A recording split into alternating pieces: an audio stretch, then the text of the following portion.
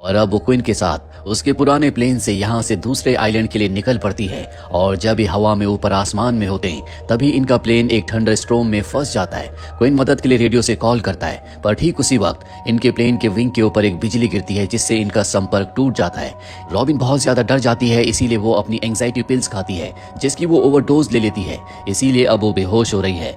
ये सब देखकर क्वीन को बहुत गुस्सा आता है। साथ ही वो देखता है कि उसके प्लेन का फ्यूल खत्म होने वाला है। हालांकि वो वापस लौटना चाहता था, पर अब उसके पास इतना फ्यूल नहीं है कि वो वापस उसी आइलैंड पर जा सके जहां से दोनों के दोनों आए हैं। इसीलिए वो तय करता है कि पास ही के आइलैंड पर वो अपने प्लेन को लैंड करेगा। और अब वो उस आइलैंड पर पहुंच जाता है और जब लैंडिंग होती है तो उसका प्लेन एक पत्थर से टकराता है जिससे इनका प्लेन रुक जाता है। अगली सुबह जब तूफान पूरी तरह से शांत हो जाता है तो क्वीन अपने प्लेन के पास बैठा होता है। वहीं हमें रॉबिन को दिखाया जाता है जिसके ऊपर अब भी उसकी दवाइयों का असर है, पर जल्दी वो होश में आ जाती है। वो रॉबिन से पूछती है क्या प्लेन ठीक है। वो कहता है कि नहीं, इसका गियर टूट चुका है जिसे मैं रिपेयर नहीं कर सकता, हमें यहाँ पर मदद का इंतजार करना होगा। उसकी बात सुनकर रॉबिन बहुत ज्यादा गुस्से में आ जाती है। वो कहती है कि मेरे पैसे मुझे वापस करो जो मैंने तुम्हें इस जर्नी के लिए दिए थे। क्वीन को उसकी बातों पर बहुत गुस्सा आता है क्योंकि इन दोनों की जान खतरे में है, इसीलिए वो उसके पैसे फाड़ कर उसके हाथ में रख देता है। और अब इन दोनों को यहाँ पर अपने लिए शेल्टर बनाना होगा, साथ ही एक हेल्प का निशान भी, ताकि अगर कोई आसपास से या ऊपर से गुजरे तो वो हेल्प का निशान देकर इन दोनों को बचाने के लिए यहाँ पर आ जाए। और जब भी प्लेन में जरूरत की चीजों को ढूंढ रहे होते हैं तभी रॉबिन को अंदर एक लाइफ बोट मिलती है। पर क्वीन कहता है कि अगर तुम सोच रही हो कि इतने बड़े समंदर को तुम लाइफ बोट से क्रॉस कर लोगी तो ये नामुमकिन है।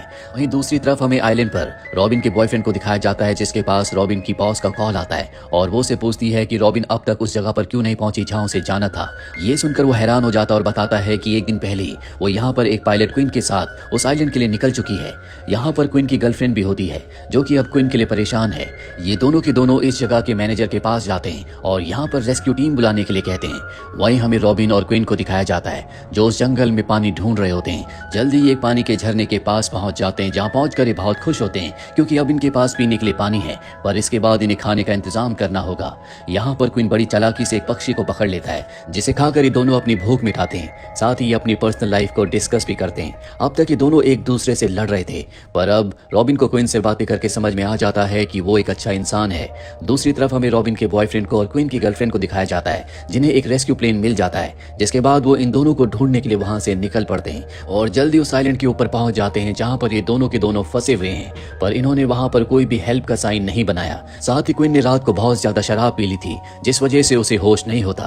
पर हेलीकॉप्टर की आवाज को रॉबिन सुन लेती है। वो क्वीन को उठाने की कोशिश करती है लेकिन क्वीन नहीं उठता, इसीलिए वो क्वीन की फ्लेयर गन को निकाल कर आसमान की तरफ चलाती है, लेकिन गलती से उसका निशाना चूक जाता है। गन शॉट पेड़ पर लगता है और वहां से हेलीकॉप्टर निकल जाता है। गन की आवाज सुनकर क्वीन जाग जाता है और जब वो देखता है कि रॉबिन की निशाना चूकने की वजह से उन्हें बचाने के लिए जो हेलीकॉप्टर आया था वो वापस जा चुका है, वो रॉबिन पर गुस्सा करने लगता और कहता है कि तुम्हें गन भी चलानी नहीं आती। इन दोनों के बीच में आर्गुमेंट्स हो जाते हैं। हालांकि रॉबिन के पास उसका फोन भी है और इस आइलैंड पर कवरेज नहीं है और अभी तय करते हैं कि ये यहाँ से ऊंचाई पर जाएंगे, यानी कि इनके सामने जो पहाड़ है इन्हें उस पहाड़ पर चढ़ना होगा। ये दोनों के दोनों उस पहाड़ पर चढ़ना शुरू कर देते हैं, पर तभी एक जगह से मिट्टी नीचे धंस जाती है जिसके अंदर रॉबिन गिर जाती है, लेकिन क्वीन उसे बचा लेता है और अब एक बार फिर से दोनों के दोनों पहाड़ को चढ़ना शुरू कर देते हैं। ये पहाड़ चढ़ना इतना आसान नहीं है, लेकिन किसी तरह से दोनों के दोनों पहाड़ की ऊंचाई पर पहुंच जाते हैं जहां से चारों तरफ देख सकते हैं हर तरफ पानी होता है। पर तब ये समंदर में देखते हैं जहां पर एक बोट है जिसे देखकर ये बहुत खुश हो जाते हैं, पर वहां तक पहुंचना इतना आसान नहीं होगा क्योंकि जिस पहाड़ के ऊपर ये चढ़ कर आए हैं उससे उतरना इतना आसान नहीं है। लेकिन फिर भी ये जल्दी जल्दी उस पहाड़ से उतरते हैं। इन्हें नीचे पहुंचते पहुंचते रात हो जाती है और अब ये इस आइलैंड पर और रुकना नहीं चाहते, इसीलिए इनके पास जो लाइफ बोट होती है उस लाइफ बोट से ये यहाँ से निकल जाते हैं। पूरी रात ये बोट को चलाते रहते हैं। अगली सुबह ये उस दूसरी बोट तक पहुंच जाते हैं जिससे क्वीन और रॉबिन दोनों बहुत खुश है।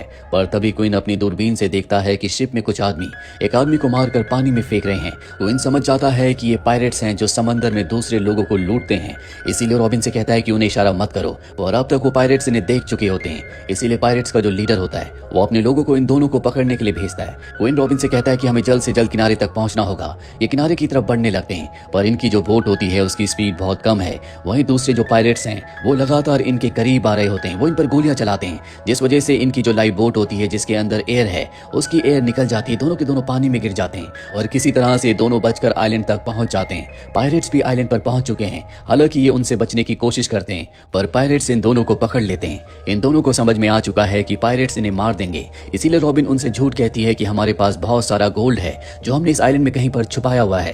दरअसल वो अपनी जान बचाने के लिए झूठ बोल रही होती है।